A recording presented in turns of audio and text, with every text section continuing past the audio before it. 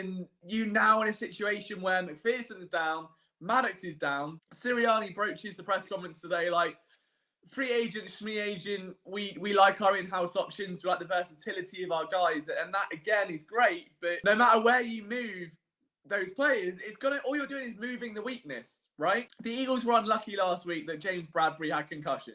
Sucks. He should be back for Monday night, but he's been cross-training at the slot this past summer. If you move James Bradbury inside, you are putting outside someone like Josh Jobs, someone like, I wouldn't mind Keely Ringo, but no matter who it is, it's someone with 1 or 2 years experience tops, absolute tops, coming up against quite the band of merry men. If you don't believe me, here they are.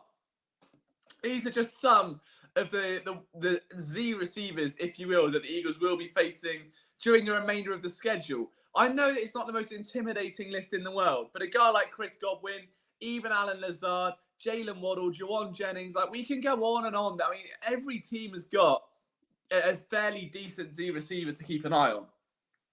So if you're going to move James Bradbury, an all-pro let's take Jalen Waddle, for example. I mean, he's the most prominent receiver here, isn't he? Like, he's probably the most lethal of all of them. If you are going to take Jalen Waddle and leave him with a rookie because you'd rather have James Bradbury in the slot, your all-pro corner, you are leaving a rookie outside where you're going to have to bracket a safety. You're going to have to bring down Reed Blankenship or someone. And if you do that, Tyreek Hill's over there. And it's not pretty, all right? We already learned that Darius Slay had a phenomenal game last year against JJ. He didn't do it last week. It was a good game. It wasn't perfect. I still think realistically someone like Tyreek Hill is going to run rings around just about anyone he faces. So it's fine if you want to put Bradbury in the slot, but you damn sure better have someone outside. I think the best bet would be to look for a slot corner. The downside is there aren't many available. There aren't many corners at all available. Casey Hayward and Kyle Fuller are probably 2 of the more popular options. Chris Harris is old. Jimmy Moreland is bad. There just isn't a lot of optimistic options out there outside of one man who I've not mentioned on that list. That man goes by the name Bryce Callahan.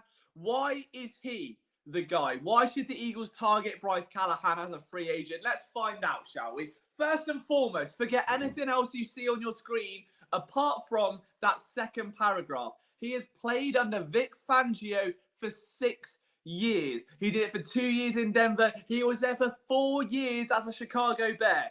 Okay, that's 6 years. The Eagles are besotted with Vic Fangio. Christ knows why, but they are. They love him. They have got in Sean Desai, who coached under Vic Fangio, who was molded by Vic Fangio. He preaches what Vic Fangio teaches. This is a player that was built in those fires. He was forged in the fires of Fangio doom, and he is now going to be potentially a great fit for this Eagles defense. Now, his last season was with the Los Angeles Chargers, was very much a reason why Staley's defense was even able to be competent to begin with. Had 47 tackles, 3 picks, 6 passes defense, and a bang average grade of 64.2. But I will take a bang average grade of 64.2 over dropping a rookie who maybe isn't ready for that spot into the deep end. And it's nothing against Josh Jobe, it's nothing against Keely Ringo, it's nothing against Eli Ricks, but like, do I want them against those corners? Not really. I would much rather keep James Bradbury outside and put this guy in the slot. Like, I'm not saying Bryce Callahan would be signed and immediately become an Avonte Maddox level player. He's not going to be a dominant slot corner, but he is someone that is going to understand the very basic fundamentals of this defense, that has thrived in it for, let's be honest here, the majority of his entire career, and at one point was one of the better slot corners in the NFL. I don't see how he isn't having his phone harassed by Howie Roseman at this point.